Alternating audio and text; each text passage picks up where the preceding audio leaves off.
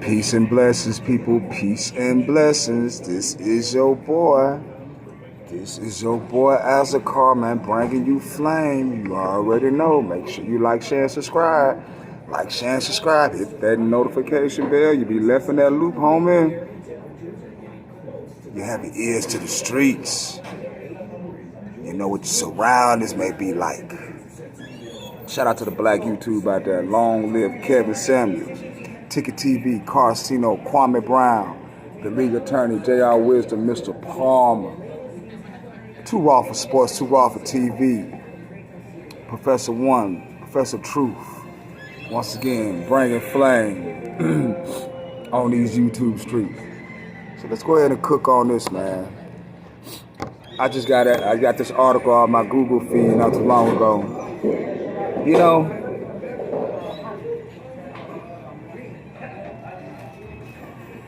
sometimes you just gotta let things go, you know. You can't carry a burden on you, man. This world is already putting 14 pounds of pressure on our shoulders by the gravity. It's already pressure you gotta go through. Yeah, it's pressure when you gotta be trying to be born.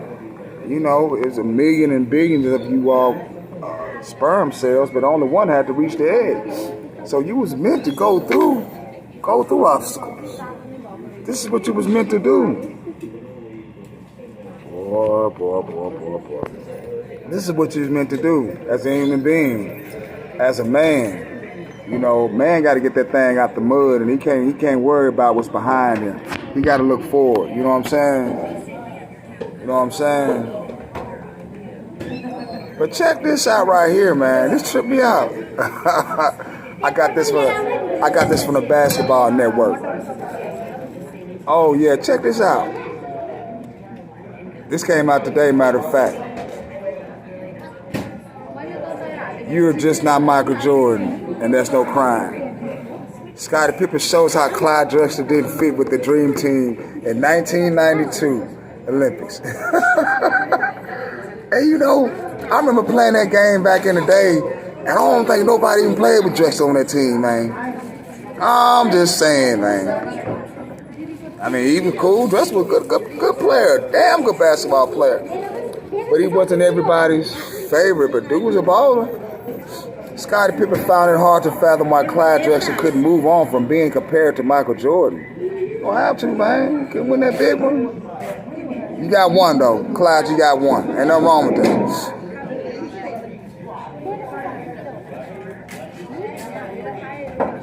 It is safe to say ESPN's Last Dance changed how the NBA fans view the Hall of Fame Clyde Drexler. As it turned out, there were a particular animosity between him and Michael Jordan, which stemmed from competing for who's determined who could be to lead this team to a championship in the 1992 Finals. And I remember that. I remember the 1992 Finals, man. It was good, you know.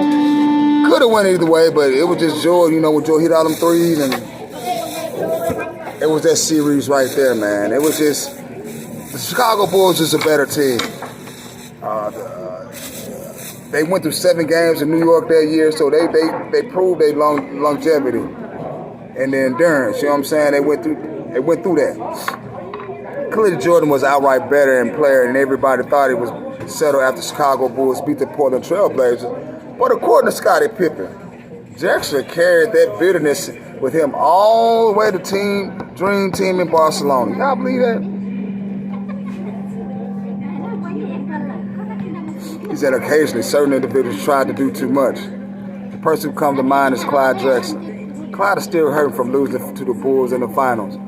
Was out to prove that he belonged on the same level as Michael, as if the 6 games that the team had to just play had to prove the exact opposite. Here's what someone should have told him. Clyde, you should feel real fortunate. You're one of the best basketball players in the world. You're just not Michael Jordan. And that's no crime. No one is. Pippen wrote on his autobiography, Unguarded. Yo, is he throwing shots? Throwing shots at Clyde Drexler? Was Clyde Drexler bitter? Was he bitter during that time? Oh, man, I don't know, man. That's a hard hit, ain't it? Hard hit. The way Pippen described it in his memoir, it was not as it was as if not one cell in Drexler's body wanted to play alongside any other players in the vaunted Dream Team. And people was confident it was because of him, and needless to say, Jordan. Oh, God. Woo, his energy was terrible.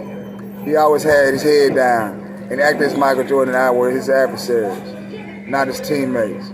Clyde didn't fit in with the whole team, and it was a shame, he continued.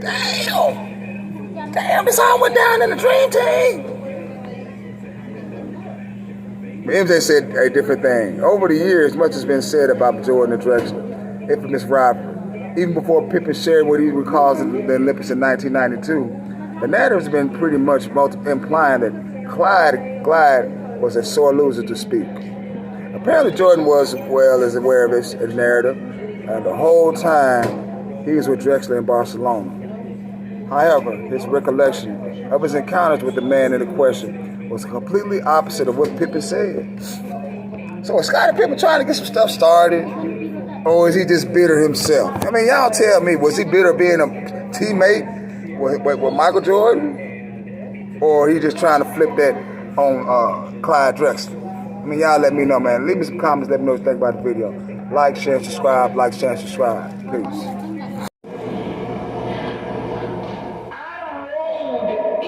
To Washington on the unlearned masses of our people. That's what the donkey represents. And people started saying, Hosanna, oh, Facom. Now just look at this. Just look at this. Right after Jesus went into Jerusalem, the Jews, the Pharisees, the Sadducees, they kept wanting to question him as to who he was. You know, they was trying to get him to say who in fact he really was. Jesus used the term Son of Man. See, and then they got together and said, blasphemy, blasphemy.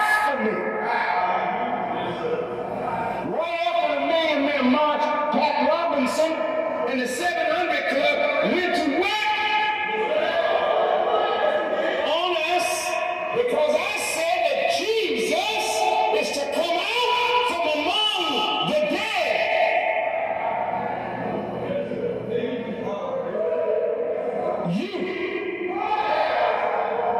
Jesus and his mother 2,000 years ago were for a sign of the Messiah who would come in the last days. Now we're going to have to deal with this, Christian scholars. You can't dismiss me.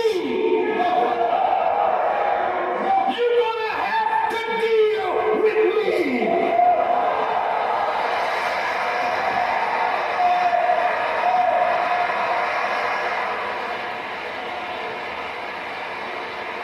If I am wrong, you have to set me right. But if I am right, then you gotta change or die.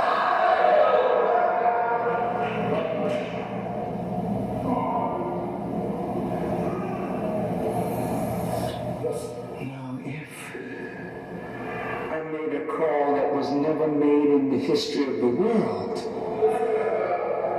God allowed that call to be answered, he's telling you something about that person. I don't have to talk. God is telling you something.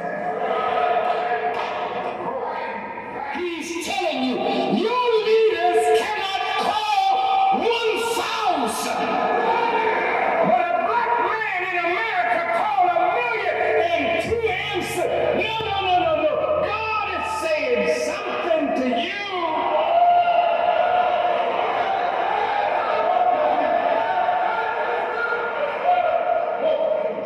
God is saying something to me. But I've been running and ducking, dodging. I can't run no more.